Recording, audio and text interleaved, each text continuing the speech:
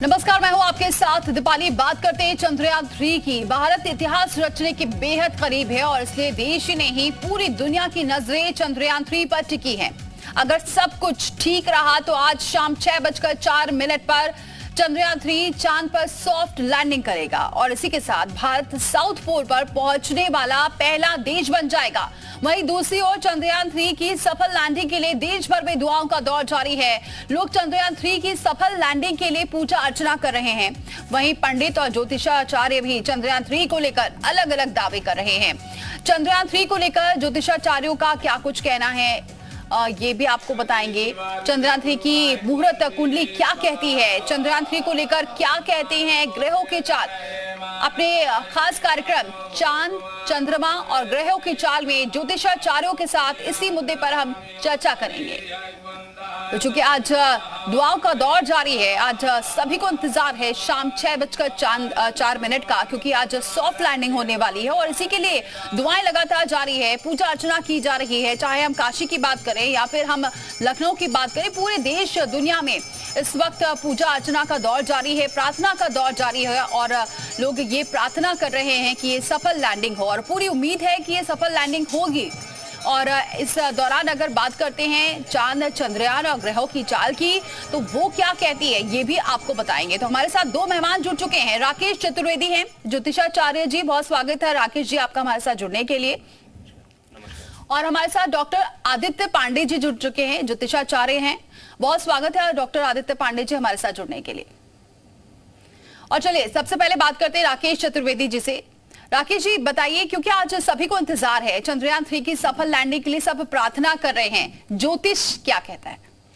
देखिए, सबसे पहले तो जी न्यूज उत्तर प्रदेश के इस समस्त टीम को मैं धन्यवाद करना चाहूंगा कि ज्योतिष विज्ञान और विज्ञान का जो यहां पर संगम लेकर आपने प्रस्तुत किया है, ये बहुत बड़ा उदाहरण है। ज्योतिष शास्त्र पहले ही कह चुका है कि चंद्रमा हमारे जीवन पर, हमारे धरा पर, हमारी पृथ्वी के लिए बहुत महत्वपूर्ण है। और वही आज देखिए कि चंद्रयान की सफलता के बाद विज्ञान का भी जो ज्ञान है या विज्ञान का जो शोध है वह एक नए लेवल पर जाएगा, नए स्तर पर जाएगा। और चंद्रयान की सफलता इसीलिए जरूरी है। और आज जो विशेष रूप से आपने कहा कि मुहूर्त और पूजा का दौर, देखिए मुहूर्त बहुत खास है। आज अगर तिथियों में देखा जाए तो सामान्य रूप से, चाहे कह लीजिए कि पहले से अगर पूछ करके किसी से विद्वान से यह परामर्श लेकर किया गया तब भी अच्छा है, नहीं तो स्वतः भी सफलता के लिए आज का दिन बहुत अच्छा है। जो आप लोग जो समय बता रहे हैं, जो उसकी लैंडिंग का जो समय लिया जा रहा है उतरने का, लगभग 6:04 का, तो देखा जाए कि 5:45 से 5:42 से ही सूर्य का होरा आरंभ हो जाएगा। और सूर्य का होरा स्थिर होरा माना जाता है, ज्योतिष शास्त्र में स्थिर होरा माना जाता है। और सूर्य इस समय अपनी ही राशि में है, यानी कि सिंह राशि में विराजमान है। तो ऐसी स्थितियों में देखा जा रहा है कि यहां पर सफलता के जो चांसेस हैं, जो उम्मीदें हैं, वो बढ़ जाती हैं। वह 90% से 99% तक सफलता के पूर्ण उम्मीद रहती है। और अगर आज ये हम लोग सफल हो रहे हैं, बहुत बड़ी हमारे लिए उपलब्धि होगी, जीत होगी, क्योंकि ज्योतिष विज्ञान तो पहले ही कह चुका है कि बहुत सारी विद्याओं का आधार है, हमारे धरा पर बहुत सारी गतिविधियों का आधार है। जैसे हम ज्योतिष शास्त्र में लग्न और चंद्र कुंडली बनाते हैं, लग्न को हम शरीर मानते हैं और चंद्र कुंडली को हम भविष्य अध्ययन का जरिया मानते हैं, वैसे ही चंद्रयान की सफलता के बाद हम बहुत सारी भविष्य की घटनाओं पर हम विज्ञान के द्वारा प्रमाणित अध्ययन कर सकेंगे। यानी कि हम प्रमाणित कर सकेंगे कि आने वाले समय में यह घटनाएं होने वाली हैं, जैसे कि मौसम से संबंधित अन्य चीजों से संबंधित। यानी आपका कहना है कि एक ज्योतिष और जब विज्ञान दोनों ही जुड़ जाते हैं, उसका संगम जब होता है तो अद्भुत ही होता है। और डॉक्टर आदित्य पांडे भी हमारे साथ जुड़े हुए हैं। डॉक्टर आदित्य पांडे, आप कैसे देख रहे हैं, क्या कह रहे हैं ग्रहों के जो नक्षत्र हैं वो आज क्या कह रहे हैं इस चंद्रयान 3 को लेकर? श्रावण मास के शुक्ल पक्ष की सप्तमी है आज। सप्तमी तिथि अपने आप में शुभ होती है। साथ ही चंद्रमा तुला राशि में है, केतु के साथ विराजमान होने के कारण केतु को विज्ञान, नॉलेज, तर्क शास्त्र का कारक माना गया है। ऐसे में केतु और चंद्रमा की जो ये युति है तुला राशि में, ये बहुत ही शुभ कारक है। ये कहती है कि विज्ञान का मिलन होगा, वैज्ञानिक रूप से, तथ्यात्मक रूप से चीजों को देखा जाएगा। हम जन्म कुंडली के अलावा जब भी गोचर की गणना करते हैं तो हम लोग चंद्र कुंडली से ही गणना करते हैं। यानी कि हम ये मान लेते हैं कि चंद्रमा यदि लग्न में हो तो फिर ग्रहों की चाल क्या होगी। वैदिक ज्योतिष में हम लोग पुरुष सूक्त का जो एक श्लोक है जिसको बोलते हैं चंद्रमा मनसो जातः चक्षो सूर्यो अजायता, यानी कि चंद्रमा को हम मन का कारक मानते हैं, जनमानस का कारक भी माना गया है। चंद्रमा गवर्न करता है हमारे थॉट्स को, हमारे पॉजिटिव और नेगेटिव थॉट्स, हमारे जो मूड स्विंग्स होते हैं, हमारी जो अप्रोच होती है कि हम एम्बिशियस हैं, ये सब चंद्रमा से गवर्न होता है। आज शाम को 6 बजे यदि आप देखें तो कुंभ लग्न बन रही है। लग्न में शनि भगवान विराजमान है।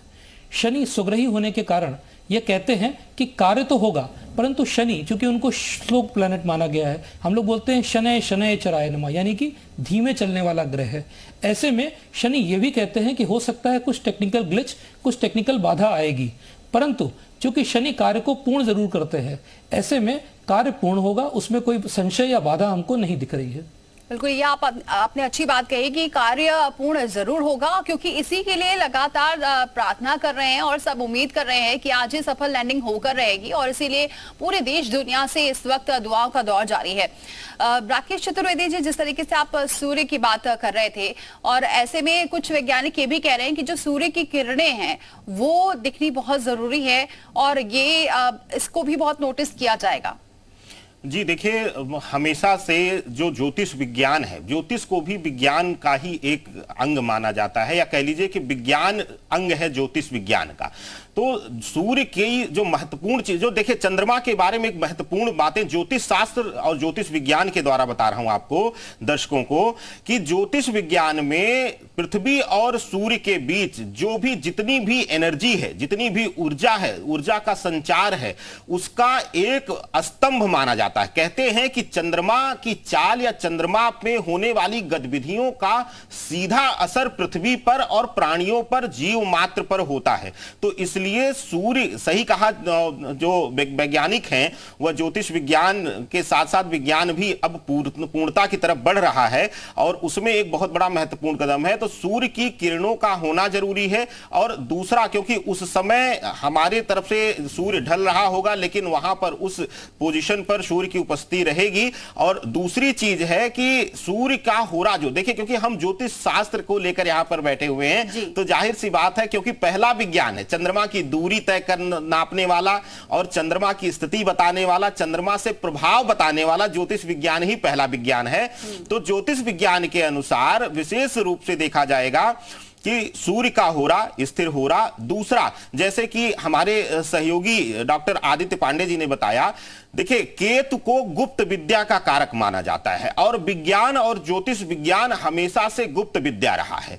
तो ज्योतिष विज्ञान के लिहाज से देखा जाए तो केतु के साथ चंद्रमा आज तुला राशि में विराजमान है। उसके साथ ही देखिए उदया तिथि में, यानी कि प्रातः काल में जो नक्षत्र रहा है, स्वाति नक्षत्र रहा है, राहु का नक्षत्र रहा है, रहस्यात्मक रहेगा। यह सफर रहस्यात्मक रहा है, और आज की लैंडिंग भी कुछ रहस्यात्मक हो सकती है। जैसा कि आदित्य जी ने कहा कि थोड़ा बहुत टेक्निकल ग्लिच, उसके लिए कहें कि राहु का नक्षत्र जो है वह खेल करेगा, लेकिन क्योंकि 8 बजे के बाद से जो है विशाखा नक्षत्र आरंभ हो गया है, क्योंकि विशाखा नक्षत्र को गुरु का नक्षत्र माना जाता है, तो उपलब्धि तो आज मिलेगी ही मिलेगी। ज्योतिष शास्त्र के अनुसार, मेरी अपनी गणना के अनुसार, विद्या के अनुसार, गुरु के नक्षत्र में और चंद्रमा जो है शुक्र के घर में बैठा हुआ है, तो स्थिति जो है वह हमारे पक्ष में है, हमारे वैज्ञानिकों के पक्ष में है। उनकी कार्य की, उनके परिश्रम की सफलता का दिन आज रहने वाला है। बिल्कुल, आपकी भविष्यवाणी बिल्कुल सटीक निकली, यही हम भी उम्मीद कर रहे हैं।